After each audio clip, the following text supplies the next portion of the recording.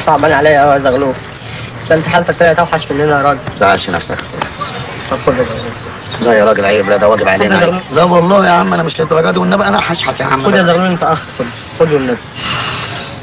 خش وزع جوه. استنى يوزع فين؟ هو في بني ادم في المكان؟ اجري يا عم اتكل على الله. هو يعمل بس منظر وحركه كده، ولا منظر ولا غير. شفتني وانا ميت؟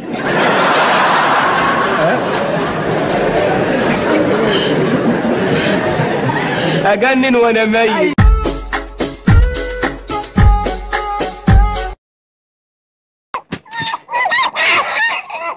انتوا بتعملوا ايه؟ بنقفش في الفراخ. اسمعوا يا رجاله، احنا هنموت ايقاع الماتش، هنوريهم الكلاحه الكرويه، هنوريهم الاجل بول، هنموت الماتش ونشله. اي حد يجيله الكوره يطوعها بره لا يرجعها ورا. اهلا بيكم في الفاينل الكلاسيكو. طبعا عارفين مين اللي هيرجع بالكاس ومين اللي هيقلع الايه. ايه يا جدع؟ الكاس يا حبيبي، انا مش فارقه معايا الكاس، انا فارقه معايا الناس. ومين ال11 اللي هيلعبوا يا كابتن؟ بص يا ابني، انا ما عنديش اي ضغينه لاي حد فيكم، اللي عايز يلعب يلعب، واللي مش عايز يلعب عنه ملاعب، واللي عايز يلعب الشوط الاولاني ويروح مشوار يخلصه ويجي لي الشوط الثاني، انا ما عنديش اي مشكله خالص. مش هنسمح تاني نتخزوق. يعني احنا تعبنا من الخزوقه بصراحه، يعني جواكوا على بلاط، تعبنا كمصريين من الخزوقه.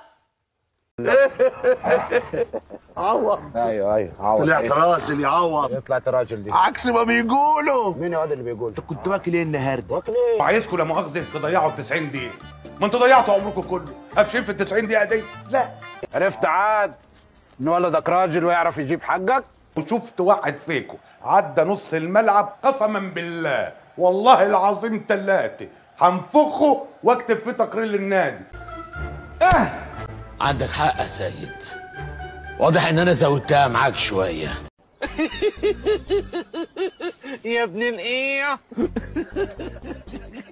كمان.